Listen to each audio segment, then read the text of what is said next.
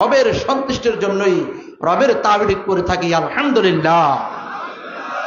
সম্মানিত প্রিয় আমার শ্রদ্ধেয় বড় ভাই ও তলেব ইলম ছাত্র ভাইয়েরা, আমরা যেই প্যান্ডেলের মধ্যে বসে আছি এটা সাধারণ কোনো মির্জাপুর বা দামপাড়া থানার অধীনস্থ বা কিশোরগঞ্জ জেলার অধীনস্থ তথাকথিত চলমান ওয়াজ মাহফিল বা গান বাদ্যর প্যান্ডেল আর সামিয়ানা নয়। এটা এমন একটা সামিয়ানা, এই প্যান্ডেলটা হলো সম্পূর্ণ জান্নাতের সামিয়ানা। এই সুযোগ করে দিয়েছেন কে আমাদেরকে? আওয়াজ সবাই বলবেন, এই সুযোগ করে দিয়েছেন কে? আর এই আয়োজন যিনি করেছেন তিনি আমার নায়েবে রাসূল, সুবহানাল্লাহ।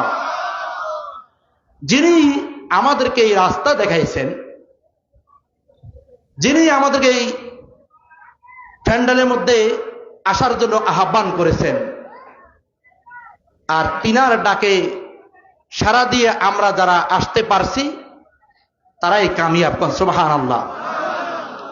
যারা এই ডাকে সাড়া দিয়ে আসতে পারি নাই তারা পরিপূর্ণ কামিয়াব হইতে পারি নাই। ঠিক না ঠিক?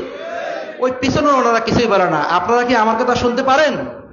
যদি সবাই শুনতে পারেন তাহলে উচ্চস্বরে সবাই আমার কথার সাথে জবাব দিবেন। আর এই মধ্যখানের জায়গা যেখানে খালি রয়েছে এখানে তো শয়তান বসে রয়েছে, যার কারণে পিছন থেকে কোনো আওয়াজ আসে না। এই জন্য শয়তানকে স্থান দেওয়া যাবে না।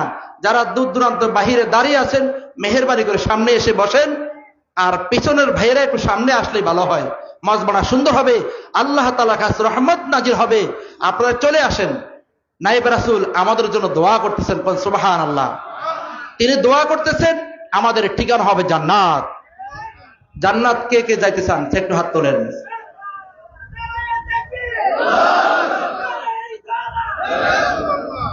এই যে মধ্যখানা জায়গায় এখনো খালি হয়ে রয়েছে, আমার এই ভাইয়েরা কি আসে বসতে পারে না? ইনশাআল্লাহ আমি বলবো ইলমে দ্বীন শিক্ষা কেন করা হয়?